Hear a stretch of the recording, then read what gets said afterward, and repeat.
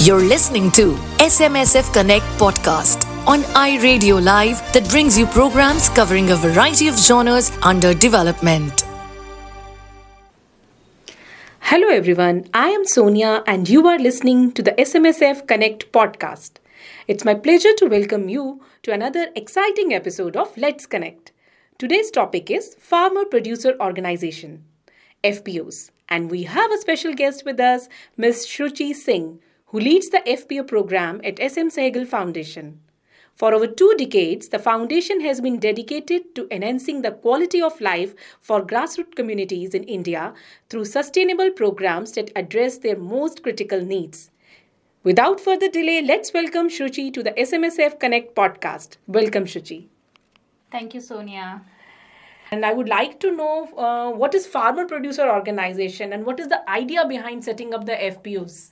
So, Sonia, in a very simple way, we want to understand FPO. FPO stands for Farmer Producer Organization. If we want to understand, it is for the farmer, of the farmer, and by the farmer. Right. It is formed with group of farmer for benefiting the farmers and also with the collective actions of the farmers. So, FPO stands for Farmer Producer Organization. Yes.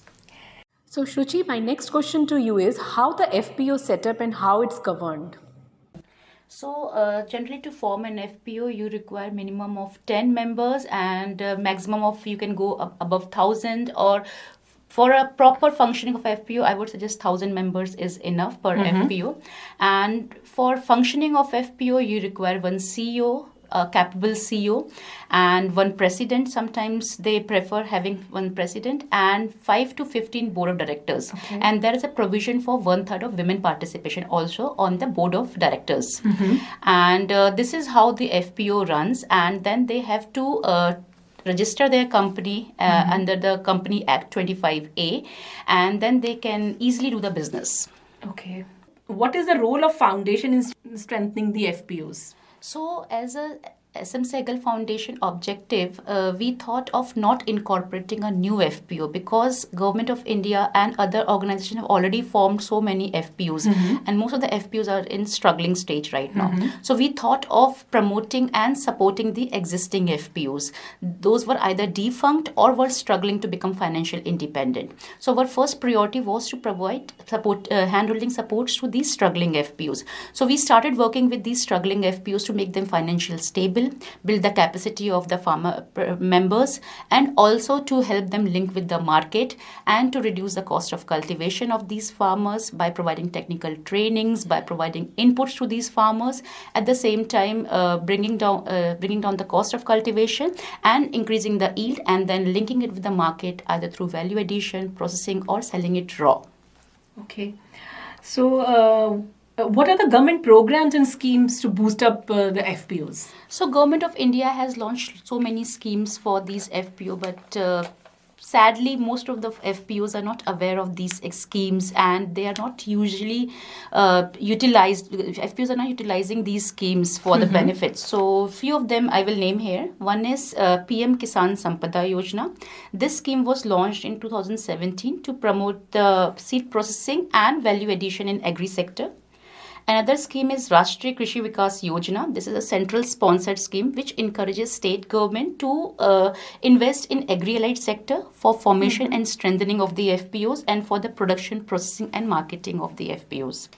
Another scheme which is very interesting, which we have also utilized for our FPOs, is Agri Infrastructure Fund scheme. This was introduced in 2020 and it provides support for establishing the infrastructure for the FPO like warehouse, cold storage, seed processing units, etc. Another scheme which can be very beneficial for the farmer is National Agri Market Scheme. It is also known as ENAM, and this is a platform which was launched in 2016 in Pan India.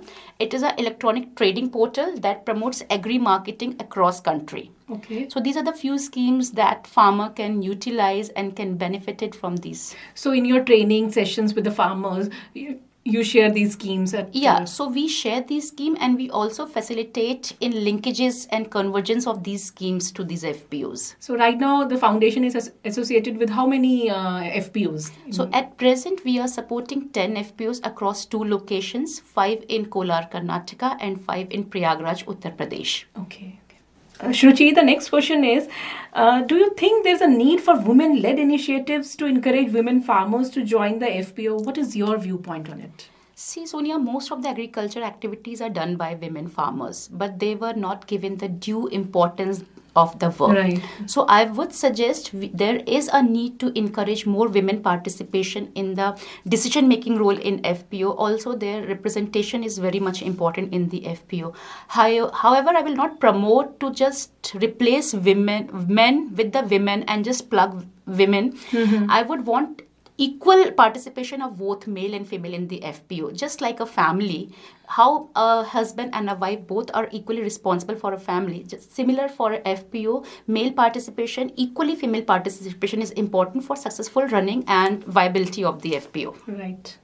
So, since you are working with the FPO very closely, so what are the challenges you faced to strengthen the FPOs? So there are lots of challenges that we face initially. Most of the time, farmers are not even aware what is FPO, what is their roles and responsibility in the FPO, how FPO is going to benefit them, what is the benefit they will get out of FPO, is there any benefit, will they get dividend, how FPO will promote their agriculture, how they will link it to the market, everything. So they are not aware. So first important step is, and the challenge that we face is that of awareness creation. Mm-hmm. Second is the spreadability of the FPO is very wide. The clusters are very wide, so which limits the serviceability of the FPO. Mm-hmm. So I would suggest whenever we are forming FPO, it should be a close-knitted cluster. That was the one challenge which we face.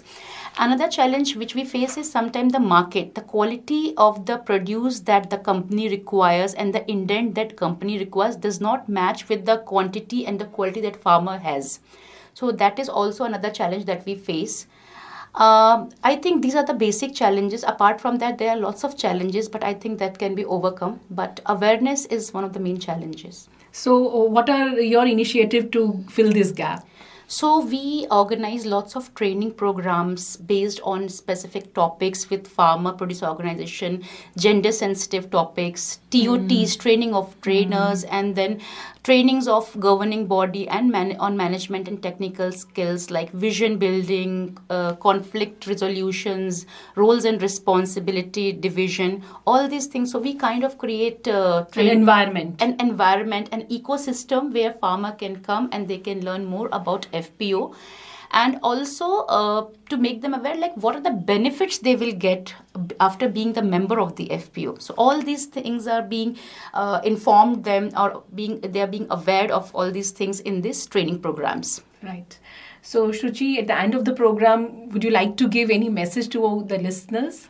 So I have a small one message which I would like to go. Just promote local produce, promote local farmers, promote local products. Mm-hmm. That will help small farmers. Right. And I would suggest we should always encourage these things because their earnings and their livelihood depend on this. Right. So Shruchi, thank you for explaining the concept and functioning of FPOs in such detail. I wish you and your team all the best in your efforts to improve the lives of grassroots communities in India. Thank you for tuning into the SMSF Connect podcast. We bring you more exciting programs on grassroots initiatives. Stay connected with us on i-radiolive and Spotify. Goodbye. Take care. Thank you for being with us. Stay tuned for more. You can also listen to these podcasts on Spotify, Apple, and Google.